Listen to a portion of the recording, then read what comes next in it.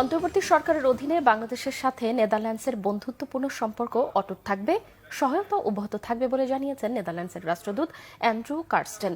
তার মানবিক কার্যক্রমে বিত্তবানদের এগিয়ে আসারও আহ্বান জানিয়েছেন পররাষ্ট্র মন্ত্রণালয়ের বহুপক্ষীয় সম্পর্ক বিষয়ক সচিব রিয়াজ হামিদুল্লাহ। পটুয়াখালীর বাউফল ঘুরে এসে রিপোর্ট করছেন ইমরুল কায়েস, ক্যামেরায় ছিলেন পলাশ তালুকদার। পটুয়াখালীর বাউফল উপজেলার প্রত্যন্ত কালীশুরী গ্রামে গড়ে উঠেছে ইনগ্রিড মেমোরিয়াল নামে একটি আধুনিক হাসপাতাল। হাসপাতালটিতে রয়েছে সব ধরনের চিকিৎসা সুবিধা। গ্রামটিতে ছেলে মেয়েদের জন্য আলাদা এতিমখানা প্রতিষ্ঠা করা হয়েছে। নেদারল্যান্ডস সরকারের আর্থিক অনুদান এবং অন্যান্যদের সহায়তায় এসব প্রতিষ্ঠান গড়ে তুলেছেন এই এলাকারই ডাচ প্রবাসী মোতালেব ওয়েজার্স। স্লোব নামে একটি সংস্থার মাধ্যমে এসব মানবিক প্রতিষ্ঠান গড়ে তুলেছেন তিনি।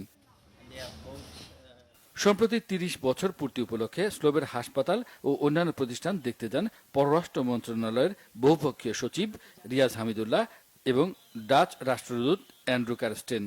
চেষ্টা করে কল দিছি, নিয়ে আমি আনন্দিত হয়েছি। এখানে অর্থায়নে আমি মেডিকেল অ্যাসিস্ট্যান্ট 4 বছরের মেডিকেল অ্যাসিস্ট্যান্ট কোর্স কমপ্লিট করি। ইনগ্রিড মেমোরিয়াল হাসপাতালের সেবা আমাদের এলাকার মানুষের জন্য এক বিশাল সুবিধা। নানা সংগ্রামের মধ্য দিয়ে মানবিক সহায়তামূলক এসব প্রতিষ্ঠান গড়ে তোলার কথা জানান নেদারল্যান্ডস প্রবাসী মোতালেব ওয়েজার্স।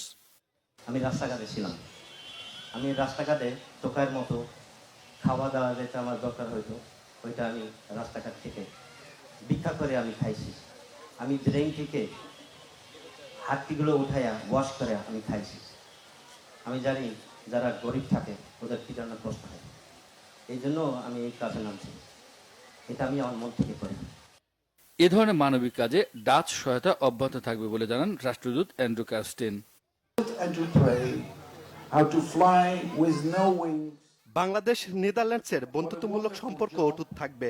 বাংলাদেশের মানুষের জন্য নেদারল্যান্ডসের ভালোবাসার সুনামি অব্যাহত থাকবে। মানবিক কার্যক্রমের মাধ্যমে মোতালেব খুবই ভালো একটি কাজ করেছেন।